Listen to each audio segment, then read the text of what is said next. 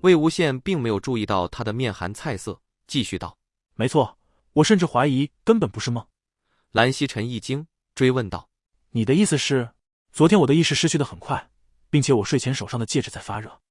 魏无羡抬起手来给蓝曦臣展示那枚戒指，此时他既没有发热，也没有什么异光出现，因此蓝曦臣并没有看出来什么异常。魏无羡接着道：“这枚戒指当初在制作的时候其实是有感应能力的，我不知道具体感应能力出现时会是什么样的一种状况。然而我昨晚到处试探，戒指的热度并没有变化，而且过了一会儿就不再发热了，所以我觉得发热很有可能不是因为与另一枚的感应，而是其他原因导致。还有按理说，蓝湛不在的时候，我一般都很难入睡。”蓝曦臣努力让自己在听到这句话的时候显得不那么菜色，但是显然努力有点失败。魏无羡依旧语速飞快：“可是昨天我几乎是刚合眼就睡着了，并且意识一直都醒着，处于一种混沌状态。就在这个混沌状态里，我听见蓝湛一直在喊我，我看不到他，但我确定那的确是他的声音。”蓝曦臣闭上眼，抬起手捏了捏鼻梁：“你的意思是，你觉得忘机的魂魄应该就在你身边，比如戒指里？”“不。”魏无羡直接反驳了他，继续道：“我的意思是，我猜想蓝湛的魂魄一直沉睡在体内，就在这具身体里。”金陵旋风一样的卷上楼，噔噔噔的脚步声震得整条楼梯都在颤动。他3步并作2步窜到江城门前，比之前暴力叩门人士更加暴力地砸起了江城的门。“舅舅，舅舅快起来，有事给你。”他话音未落，门就被人从里面拉开了。他一个拳头险些砸在对方脸上，被一把抓住。“你现在什么身份？知道庄重2个字怎么写吗？”金陵却懒得跟他废话这么多，言简意赅道：“找到那人老窝了。”江城微微一惊，拽着他进了房间，又把门关好，这才问道：“在哪儿？”金陵连珠炮似的说：“昨天夜里有个门生在福陵山上失踪了，据跟他一起巡逻的门生说，丑时他俩准备换岗，那人说想去方便一下再回去，然后就跑去山顶了。”福陵山山顶植被稀疏，又十分平坦，但整体面积比较狭小，一眼就能望得到边，并不适合藏人，因此他们巡查了几次就没再管过。结果没想到这人一跑上去就没再下来。人在山顶？那人预料到了山顶一眼能看完，因此专把洞口挖在那里，螺旋向下，刚刚够一个人在里面爬行。没人想得到从山顶向下挖洞，正常人的思维都是从山的侧面开山洞出来，这样才能有足够的空气，并且从山顶向下开显然容易造成坍方，在大山内部被土掩住，相信不会是什么很好的滋味。到底怎样的设计才能让一个向下的地道不坍方，并且还在洞中能输进充足的空气？金陵绞尽脑汁也想不通，又不敢轻举妄动，毕竟连韩光君和夷陵老祖都在他手上吃了大亏，只好又将洞口的一小撮菟丝子给轻轻盖了回去，命人远远地看着，自己飞快回来禀告江城。江城听完了前因后果，总觉得有哪里不对劲，却又说不上来。然而现在不单单是魏无羡的身体，还有一个自家门生也落到了那人的手里，生死不明。事不宜迟，他也顾不得那一点疑虑，立刻站了起来，招手让金陵跟上，转身出了房门。金陵在后面有些急切问道：“舅舅，咱们现在直接过去吗？”“过去个屁！”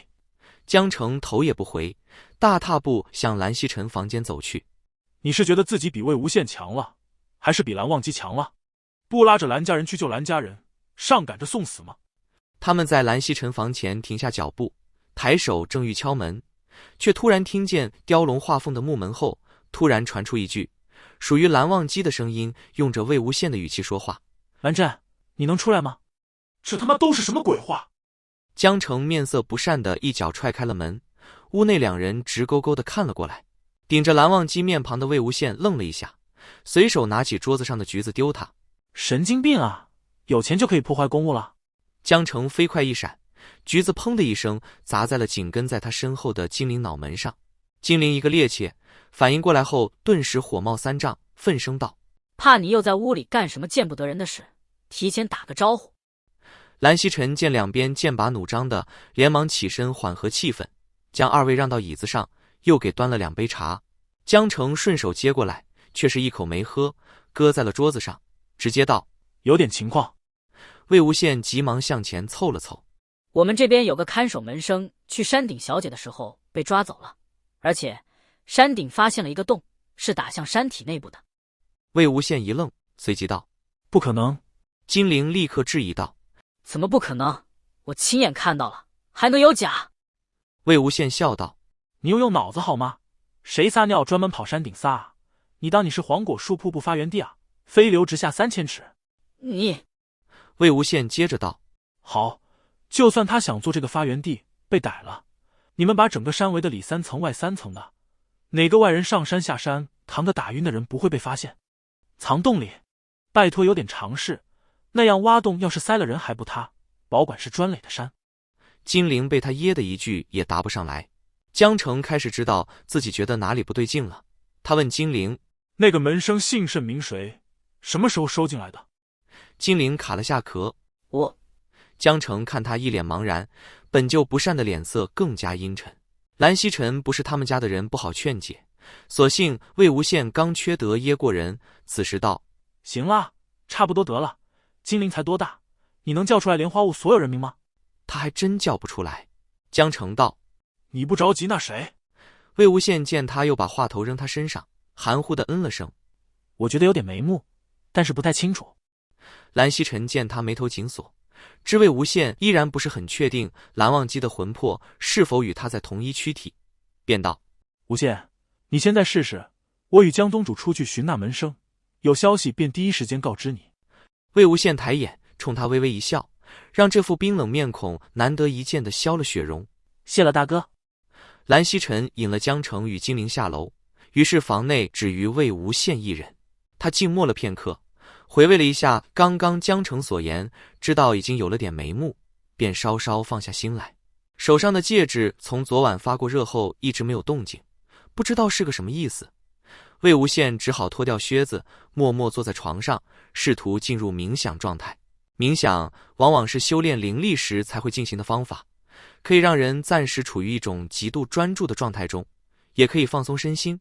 往往有些刻苦修炼者以冥想打坐代替睡眠，让魏无羡睡是睡不着了，但是蓝忘机昨日唤他又是在他睡眠中发生的事情，所以他目前只有尝试进入冥想状态，看是否能够再次引出似乎在他体内的蓝忘机。由于心浮气躁，他久久没能进入状态，然而越是进不去状态越是着急。转眼半个时辰过去了，魏无羡依然清醒着。他气闷地睁开眼，从桌子上拿起一个橘子开始剥皮，指甲掐开金黄的橘皮，酸甜的香气就弥漫了出来。魏无羡一边剥一边自言自语：“蓝湛，想不想吃橘子？想吃橘子就说句话，说句话就给你吃。”而后他顿了顿，压低了嗓音，学着蓝忘机一本正经的腔调：“不吃。”想了想，又用那低沉充满磁性的嗓音补了一句：“都留给我的宝贝羡羡吃。”他说着说着把自己逗乐了，去隔壁桌上拿了个镜子来，对着镜子搔首弄姿起来，用自己的腔调说：“不嘛，我要我的宝贝二哥哥也吃。”跟着又迅速转回低沉：“谢谢羡哥哥，你真是我的好夫君。”说完一段，魏无羡静了片刻，吭哧吭哧笑了起来。门外受蓝曦臣所托来送早餐，不幸听完全程的小官有点无语。那边魏无羡在精神分裂，这边江城等人在焦头烂额。他们提了那天和失踪门生一起值守的人来问，结果那人说他也是第一次跟那个人分在一起，只大概知道失踪那人是从广陵过来的，年纪轻轻，本是自由人，但是不知道为什么就突然相中了金家，硬是靠着本事进来了。蓝曦臣道：“他可曾跟你聊过这次的事儿？”那门生想了想，有些迟疑的开口：“他好像问了我一句，会不会写这山的名字。”三人神色俱是一凛。江城问：“你写了吗？”门生道：“我写了啊，埋伏的伏，灵魂的灵，是这样没错吧？”然后他笑了一下，就没再搭理我。我觉得他耍我呢，就也没理他了。直到他晚上出去小解，就再也没见过了。听起来没什么不对的地方，但是又总觉得不那么正常。遣走了那人，江城又召金江两家继续搜查，范围扩大至周边乡镇，村子里也不要放过，连穿金江两家校服的人，有举止不正常的也要带过来。他要亲自盘问，并找人画了失踪门生的画像，重点搜寻，必须活捉。